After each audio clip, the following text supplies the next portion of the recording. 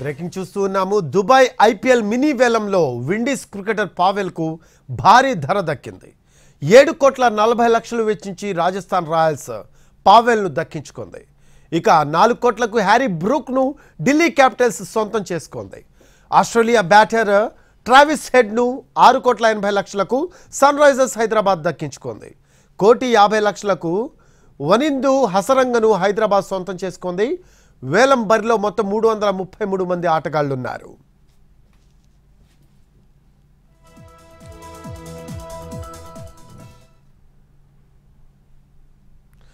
దీనికి సంబంధించిన latest updates మా కరెస్పాండెంట్ రవి అందిస్తారు. ఫోన్ లైన్లో అందుబాటులో ఉన్నారు. రవి, మినీ వేలంలో విండీస్ క్రికెటర్ పావెల్కు భారీ ధర పలికినట్టు తెలుస్తోంది. మొత్తం 7,40,00,000 వెచ్చించి రాజస్థాన్ రాయల్స్ కొన్నట్టు తెలుస్తోంది. దీనికి సంబంధించిన లేటెస్ట్ అప్డేట్స్ ఏంటి?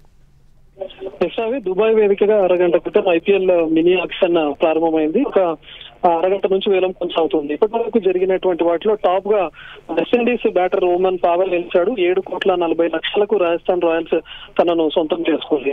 తనను సొంతం చేసుకోవడానికి ప్రతి ఫ్రాంచైజీలు కూడా పోటీ పడ్డాయి. ఎందుకంటే తను లాస్ట్ ఇన్నింగ్స్ అన్ని కూడా చూస్తే ఫుల్ పర్ఫార్మెన్స్ తో ఉన్నాడు. మంచి బ్యాటర్ కూడా కాబట్టి T20 ఫార్మాట్ లో రోమన్ పావెల్ అద్భుతంగా ఆడగలడు. సో తనను దక్కించుకునేందుకు ఆల్మోస్ట్ కేకేఆర్ అదేవిధంగా రాజస్థాన్ మధ్య పోటీ చాలా నడిచింది. ఫైనల్ గా రాజస్థాన్ రాయల్స్ 7,40,00,000 దక్కించుకుంది. ఆ తర్వాత ట్రావిస్ హెడ్ కు పూర్తి స్థాయిలో డిమాండ్ లభించింది. ఎందుకంటే మనం రీసెంట్ గా జరిగినటువంటి వరల్డ్ కప్ ఫైనల్ మ్యాచ్ లో కూడా చూసాం. వరల్డ్ కప్ ఫైనల్ లో భారత్ ఓడిపోయిందంటే కూడా ఖచ్చితంగా ట్రావిస్ హెడ్ వాళ్ళే. ఆ రోజు 3 వికెట్లు కోల్పోయినా కూడా హెడ్ ఒంటరి పోరుతో ఆస్ట్రేలియా టీం ను గెలిపించాడు. దాంతో ఒక్కసారిగా ఫ్రాంచైజీల చూపు అంతా కూడా ట్రావిస్ హెడ్ పైన పడింది. దీంతో ట్రావిస్ హెడ్ ను సన్ రైజర్స్ హైదరాబాద్ 6,80,00,000కు సొంతం చేసుకుంది. తన బేస్ ప్రైస్ 2 కోట్లు ఉన్నప్పటికీ కూడా ఆల్మోస్ట్ 6,80,00,000 వచ్చిందంటే రీసెంట్ గా జరిగినటువంటి పర్ఫార్మెన్సే.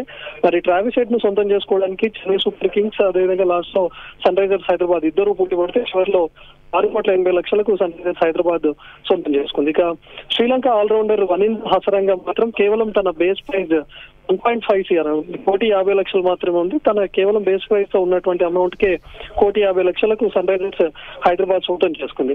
అయితే ఇక లాస్ట్ ఈసారి వరల్డ్ కప్ లో మనం రచిన్ రవీంద్ర నుంచి అద్భుతమైనటువంటి ఫామ్ మనం చూసాం. ప్రతి మ్యాచ్ లో కూడా హాఫ్ సెంచరీ చేస్తూ వచ్చాడు. వరల్డ్ కప్ లో జరిగినటువంటి ఫస్ట్ మ్యాచ్ లో కూడా 123 రన్స్ చేసి వరల్డ్ కప్ లో తొలి సెంచరీని నమోదు చేసినటువంటి రచిన్ రవీంద్రకు డిమాండ్ లభిస్తుంది అని అనుకున్నారు. కానీ తను T20 ఫార్మాట్ లో ఆడలేడు అనేటటువంటి ఉద్దేశంతో ఫ్రాంచైజీలు ఉన్నాయి. తనను కొనుగోలు చేయడానికి కూడా ఎవరు అంత ఆసక్తి చూపలేదు.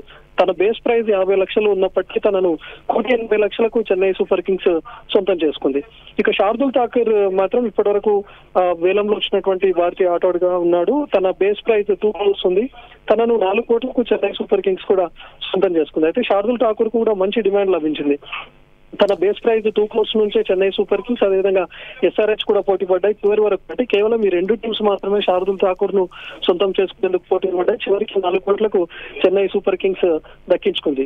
ఇక ఆఫ్ఘనిస్తాన్ ఆల్రౌండర్ అజ్మతుల్లా ఓమ్రాజ్ ని కూడా 50,00,000 బేస్ ప్రైజ్ ఉంది. కేవలం తన బేస్ ప్రైజ్ కు గుజరాత్ టైటాన్స్ కూడా సొంతం చేసుకుంది. అయితే ఇప్పటి వరకు యంగ్స్టర్స్ వైపే ఫ్రాంచైజీలు ఎంతో మొగ్గు చూపుతా ఉన్నాయి. అయితే సీనియర్స్ గా చెప్పుకునేటటువంటి వాళ్ళు ఎవరైతే ఉన్నారో వాళ్ళ వైపు కూడా ఫ్రాంచైజీలు చూపట్లేదు. ఇప్పటి వరకు అన్సోల్డ్ గా మిగిలినటువంటి వాళ్ళలో కూడా జాసన్ రాయ్ ఉన్నాడు. అదేవిధంగా ఆస్ట్రేలియా బ్యాటర్ స్టీవ్ స్మిత్ కూడా ఇంకా అన్సోల్డ్ గానే మిగిలిపోయాడు.